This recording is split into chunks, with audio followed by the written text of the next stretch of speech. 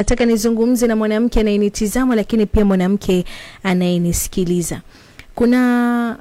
Katika masomo ninayotoa kuna kipindi ambacho niliweza kuzungumzia sifa za kipochi manyoya ambacho ni kitamu. Lakini leo nataka nizungumzie kuhusiana na vyakula ambavyo vitakusaidia wewe kama mwanamke kuwa na kipochi manyoya ambacho ni kitamu lakini pia kinatoa harufu nzuri. Kwa sababu yote 9-10 kipochi manyoya kinatakiwa kiwe na harufu hii moja. Kwa sababu chenyewe kipochi manyoya kina harufu asili ambayo ni harufu maumbile. Ni harufu kitamu. Yaani kile harufu ambacho wewe na mwanamume wako mkikaa faraghani, akisikia hiyo harufu atajua kweli hapa nimekaa na mtu mzima mwenzangu, kwa sababu hicho kiharufu yani kinajiandaa ya nyinyi wawili kufanya nini? Kuvumbulana. Lakini chonde kama itakuwa una harufu ambayo imefananishwa kama papa fulani hivi, inaitwa harufu kilema. Yani harufu mbaya, harufu ya shombo, samaki aliyeoza si samaki aliyeoza, si papa.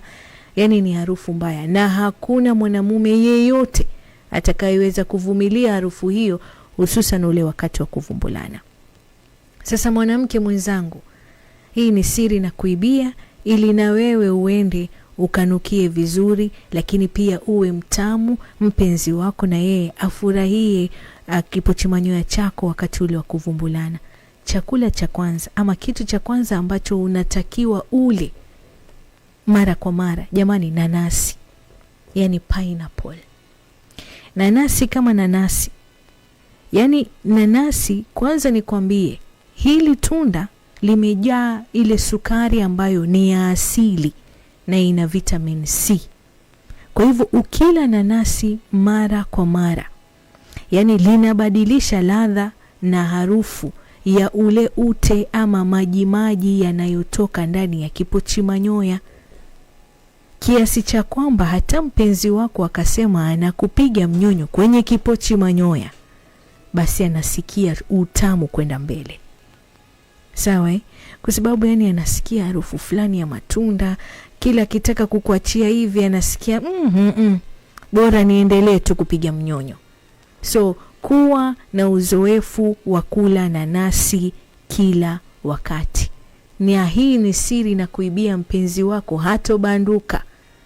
Hata ukawa kisirani namna gani, hata ukawa bomu la machozi kiasi gani, hatawahi kukuacha. Kwa sababu gani? Anapiga mnyonyo mahali pazuri, anakojoa mahali pazuri. Hivi mwanamume gani atamuacha mwanamke ambaye ni mtamu alafu ananukia vizuri? Sijui kama tunaelewana. Ila kitu chengine ambacho unatakiwa kukila ni mtindi, maziwa mala. Sawa Mtindi kama mtindi